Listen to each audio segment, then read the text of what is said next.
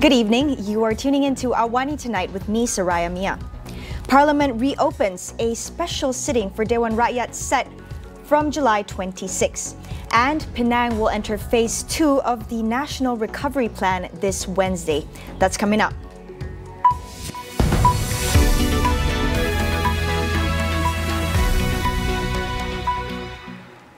A special sitting of Dewan Rakyat will be held for 5 days from July 26. Prime Minister's office in a statement today said that the Senate, however, will convene for 3 days from August 3rd to 5th. The government has agreed to advise the Yang di-Pertuan Agong for a special sitting of the third session of the 14th Parliament to be held for 5 days from July 26 to 29th and also on August 2nd. The special sitting is to explain to all members of Parliament about the National Recovery Plan and to amend all legislation and rules to enable Parliament sitting to be held in a hybrid manner. The PMO also said that in accordance with Clause 3 of Article 150 of the Federal Constitution, the proclamation of emergency and emergency ordinances promulgated by the Yang di-Pertuan Agong shall be laid before both houses of Parliament. There is no reason for the European Union (EU) to discriminate between the different AstraZeneca manufacturing locations, as all of them adhere to the same manufacturing practice. Coordinating Minister for the COVID-19 Immunization Program, Khairi Jamaluddin, said Malaysia is taking the necessary steps after the EU announced that its digital COVID certificate only recognizes EU-approved shots for free travel within the bloc. We are doing one of a few things. The first is to seek greater clarification from the European Union about their policy, and I'll be discussing this with the EU ambassador to Malaysia to get greater clarity on the actual policy, immigration policy for the EU with regards to vaccination. Secondly, we will also ask AstraZeneca to inform the European Union that the formulation used to manufacture the vaccines at all their sites are the same, and that all their sites practice good manufacturing practice or GMP sites. So there is absolutely no reason for the European Union to discriminate one AstraZeneca facility from the other. And this will be an issue that AstraZeneca themselves, I will ask to raise with the European Union. The third is Malaysia's representation to the European Union that they should expand their recognition to all vaccines that have secured emergency use listing under the WHO. That would be the most fair outcome in the recognition of vaccines for travellers. As long as a vaccine has been listed by the WHO, then countries should accept travellers coming in who have been vaccinated using those vaccines. On 2nd July, Code Blue reported that Malaysians vaccinated with the AstraZeneca vaccine may be barred from entering Europe as the EU digital COVID certificate only approves jabs approved by the bloc. The news portal reported that while the European Medicines Agency has approved the COVID-19 vaccine by AstraZeneca, apart from besides Pfizer-BioNTech, Moderna and Johnson & Johnson, the EU drug regulator's approval does not cover AstraZeneca doses made by South Korea's SK Bioscience or Thailand's Siam Bioscience. Malaysia's AstraZeneca orders are produced in South Korea and Thailand. A total of 584 COVID-19 cases in Malaysia were found to be linked to new variants. They involve variants which are more widespread and faster in transmission. According to Health Minister Datuk Seri Dr. Adham Baba, the new variants were detected through several precautionary measures on the threat of the Delta variant. From the total cases recorded, 136 were linked to the Beta variant, while 40 cases were of the Delta variant. Dr. Adham said the Health Ministry would be carrying out various preventive and control activities based on the high incident rate in an area, with cases spreading fast and involving deaths. Penang will enter Phase 2 of the National Recovery Plan effective Wednesday, as decided by the National Security Council. According to Senior Minister Datuk Seri Ismail Sabri Yaakob, the transition takes place as the three main indicators are met. Namely that the average daily infection rate is at 12.2 per 100,000 cases for the past 7 days. the usage of ICU beds is at a moderate level, and 10.1% of the state population has been fully vaccinated.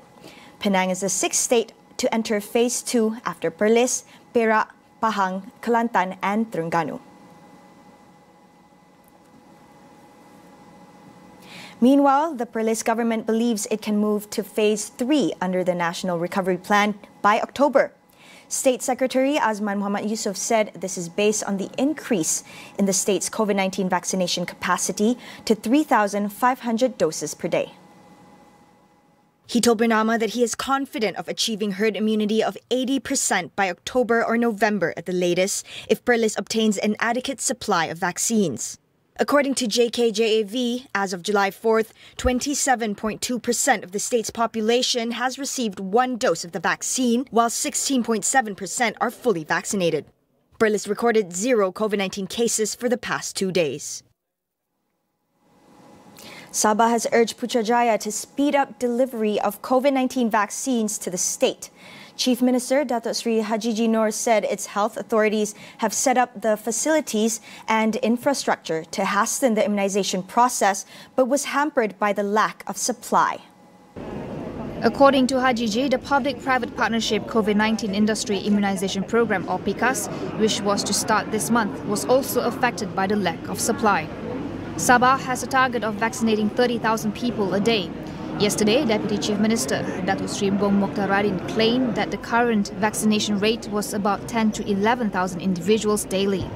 Sabah is on its way towards transitioning into Phase 2 of the National Recovery Plan, but only 7.8% of its population is fully vaccinated. We'll take a short break. Stay with us.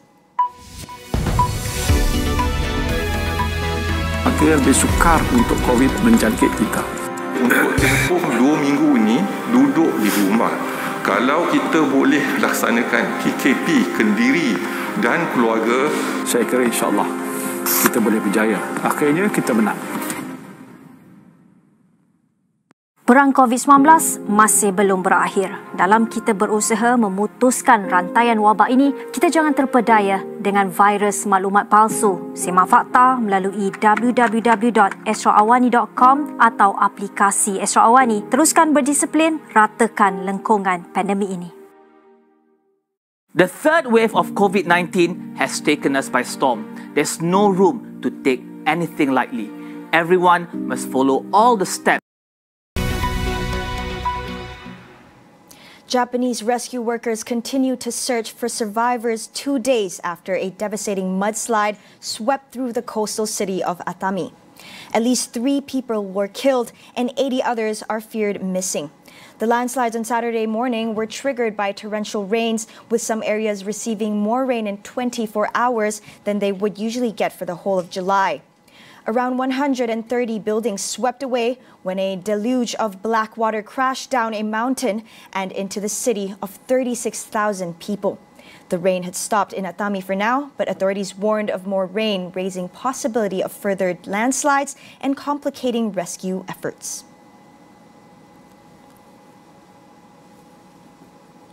Philippine authorities ordered an investigation into the crash of an Air Force plane that overshot a runway, killing 47 soldiers on board and 3 civilians on the ground.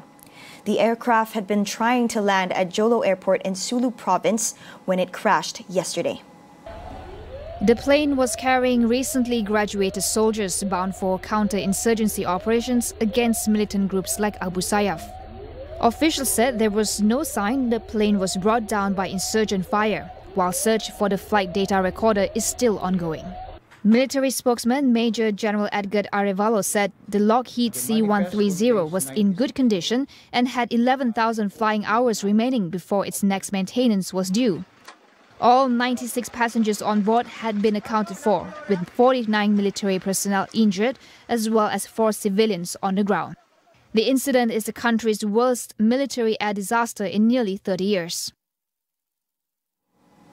1 person was killed and another 29 were injured in a massive explosion in a chemical factory on the outskirts of Bangkok.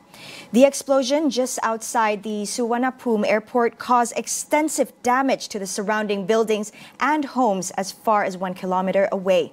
Over 500 people were evacuated over fears of toxic fumes from the explosion. The fire broke out in the early hours of the morning at the factory which manufactured plastic pallet. The initial explosion shook the terminal building at Suvarnabhumi airport, setting off alarms at the airport. According to reports, some 50 tons of chemicals are stored in 5 or 6 warehouses in the same factory area. Thai authorities evacuated people in a 5-kilometer radius, fearing further explosions. At least 70 houses were damaged from the explosion. Indonesia's government has ordered producers to prioritize medical oxygen as the country faces a surge in COVID-19 cases and a shortage of oxygen in a number of cities. Hospitals say they have almost exhausted supplies. One hospital in Yogyakarta reported more than 60 patients died over the weekend as a result of oxygen shortages. In a statement, the Sarjito General Hospital said 63 patients died between Saturday and early Sunday after it nearly exhausted its oxygen supplies. The hospital said it had sought more oxygen for days before the incident, but COVID patients streaming in since Friday had pushed it beyond its capacity, consuming oxygen faster than expected. Today, 2 hospitals in Bandung also announced that they had run out of oxygen and had to reject new patients seeking emergency treatment. A lockdown was announced on the country's main island of Java and Bali last week, but the surge in infections linked to the highly contagious Delta variant have exacerbated the crisis. A new COVID-19 strain called the Lambda variant has been reported in nearly 30 countries as scientists remain uncertain whether it could be resistant to vaccines. Lambda was first detected in Peru and is responsible for more than 80% of the country's cases. The Lambda variant, formerly known as C37, has been classified as a variant of interest by the World Health Organization on June 14. The UK, meanwhile, listed it as a variant of concern after 6 cases of Lambda have been identified across the country. All have been linked to overseas travel. The WHO said the variant has multiple mutations in the spike protein that could have an impact on its transmissibility, but more studies are needed to fully understand the mutations. Despite criticism over Australia's slow pace of vaccination, the country is expected to reach at least 70% of the adult population by year end. Tonight on Consider This, we asked Prof. Catherine Bennett about contested public health policies. That is all we have for you on AWANI tonight. Get the latest news updates on COVID-19 and COVID-19 vaccines from astroawani.com and Astro AWANI app. I'm Soraya Mia. We'll see you again.